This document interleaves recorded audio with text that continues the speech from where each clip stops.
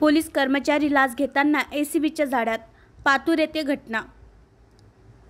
दारू विक्रीचा धंदा करणाऱ्या तक्रारदारावर तडीपारी व MPDA सारखी प्रतिबंधात्मक कारवाई न करण्यासाठी लाच घेणाऱ्या पोलीस कर्मचारीला लाचलुचपत प्रतिबंधक विभागाच्या पथकाने रंगेहात पकडले. ही कारवाई पातूर येथे करण्यात आली. पवन भाकरे असे लाच घेणाऱ्या पोलिसाचे नाव असून ते पातूर शहर पोलीस ठाण्यात कार्यरत आहे. प्राप्त माहितीनुसार अकोला जिल्ह्यात पातूर पोलीस स्टेशनच्या हद्दीत राहत असलेल्या तक्रारदाराला दारू विक्रीच्या धंद्यातून दाखल करण्यात आलेल्या तक्रारीवरून गुन्हा दाखल असल्याने त्याच्यावर तडीपार व MPDची कारवाई न करण्यासाठी पोलीस कर्मचारी पवन भाकरे याने 5,000 रुपयांची मागणी केली होती.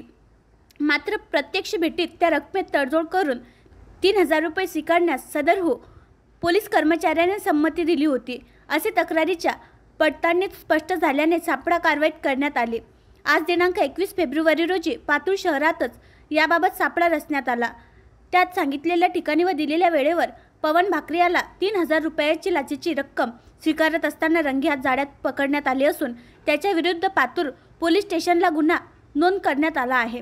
सदर कारवाई अकोला एसीबीचे पोलीस उपअधीक्षक मिलिंद बहारकर यांच्या मार्गदर्शनात अमरावती युनिटचे पोलीस निरीक्षक भारत जाधव यांच्या नेतृत्वात कारवाई पथकातील भूपेंद्र थोरात, दिगंबर जाधव, संदीप ताले यांनी यशस्वीरित्या पार पाडले. या घटनेमुळे पोलीस विभागात एकच खळबळ उडाली आहे. आणखी नवीन व्हिडिओ पाहण्यासाठी आमच्या देशमुख एक्सप्रेस न्यूज चॅनलला सबस्क्राईब करा, लाईक करा आणि शेअर करा.